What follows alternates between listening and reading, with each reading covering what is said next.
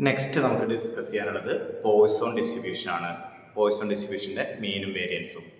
Poisson ഡിസ്ട്രിബ്യൂഷൻ്റെ distribution function എന്ന് പറയുന്നത് f of x equal to e raise to minus lambda lambda raise to x by x ഫാക്ടോറിയലാണ്. Similarly ഇപ്പോൾ binomial ആണെങ്കിലും അതെ പോയ്സോൺ ആണെങ്കിലും അതെ ടോട്ടൽ പ്രോബിലിറ്റി എന്ന് പറയുന്നത് എപ്പോഴും എന്തായിരിക്കും? 1 ആയിരിക്കും. അത് എക്സ് ആണെങ്കിലും അത് വൈ ആണെങ്കിലും അത് ഏത് വേരിയബിൾ വന്നാലും അത് ടോട്ടൽ പ്രോബിലിറ്റി എന്ന് പറയുന്നത് 1 ആയിരിക്കും. ലാംഡ ആയിട്ട് തന്നെ നിൽക്കണം. ബാക്കിയുള്ള വേരിയബിൾസ് എന്ത് മാറിക്കഴിഞ്ഞാലും ടോട്ടൽ പ്രോബിലിറ്റി 1 ആയിരിക്കും. ഇനി ആ ഒരു ഇതാണ് നമ്മൾ ഫോർമുല ചെയ്യുന്നത്. നമുക്കറിയാം എക്സ്പെക്ടേഷൻ ഓഫ് എക്സിന്റെ formula.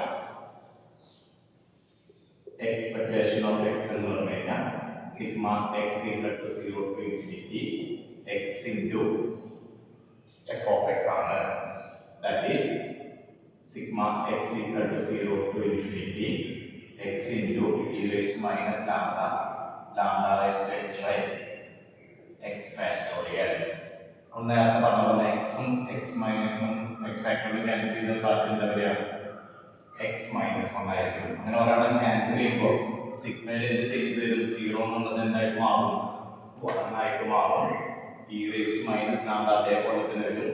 lambda raised to x എന്ന് ഒരു ലാംഡ ഞാൻ ഔട്ട്സൈഡിലേക്ക് എടുക്കുകയാണ്. ബാക്കി എന്ത് വരും? lambda raised to x minus 1 divided by x minus 1 factorial.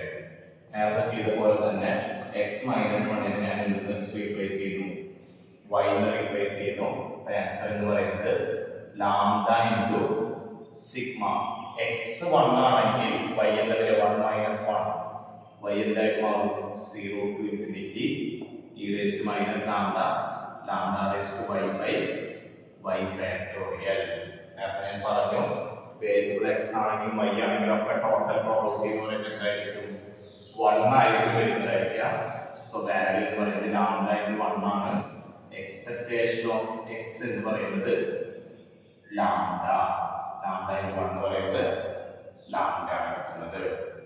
നേരത്തെ ചെയ്ത പോലെ തന്നെ വേരിയൻസ് ഓഫ് എക്സ് കാണാനായിട്ട് നമുക്ക് ആദ്യം എക്സ്പെക്ടേഷൻ ഓഫ് എക്സ് സ്ക്വയർ ആണ് കണ്ടുപിടിക്കുന്നത്.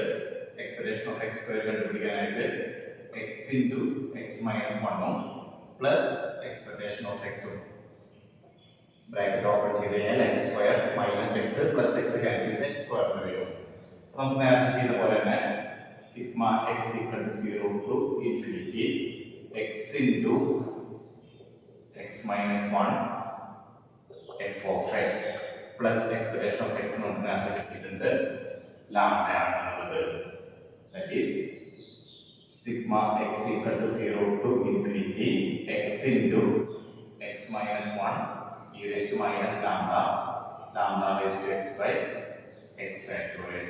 x ഉം x minus 1 ക്യാൻസൽ ചെയ്ത് പോയാൽ പിന്നെ ബാക്കിയുള്ള വരിക x minus 2 factorial ആയിരിക്കും പ്ലസ് ലാംഡ.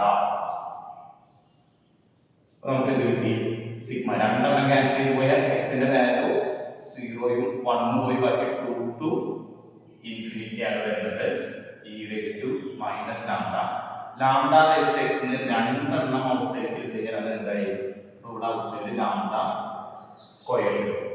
നേരത്തെ നമ്മൾ ഒരെണ്ണം ഔട്ട്സൈഡ് എടുത്തിട്ടുണ്ട്. ഇവിടെ x മൈനസ് 2 ആയതുകൊണ്ട് തന്നെ നമുക്ക് രണ്ടെണ്ണം ഔട്ട്സൈഡ് വരും. x minus 2 factorial plus lambda. That is lambda ഒരു സ്റ്റെപ്പ് കൂടെ x മൈനസ് 2 ഞാൻ ഇവിടെ y എന്ന് റീപ്ലേസ് ചെയ്യാൻ. അപ്പോൾ അവിടെ എന്ത് വരും? Lambda square sigma y equal to എന്നാൽ x ന് 2 കൊടുത്തതിന് 2 മൈനസ് 2 0 ഇല്ലേ?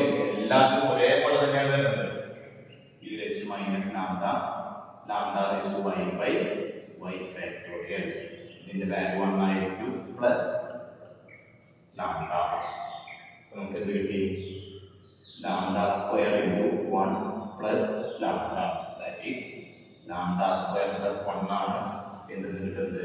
എക്സ്പെക്ടേഷൻ ഓഫ് എക്സ് സ്ക്വയർ എന്ന് പറയുന്നത്. നിങ്ങൾക്ക് വേരിയൻസ് കണ്ടുപിടിക്കാൻ ലൊക്കേഷൻ എന്താണ്?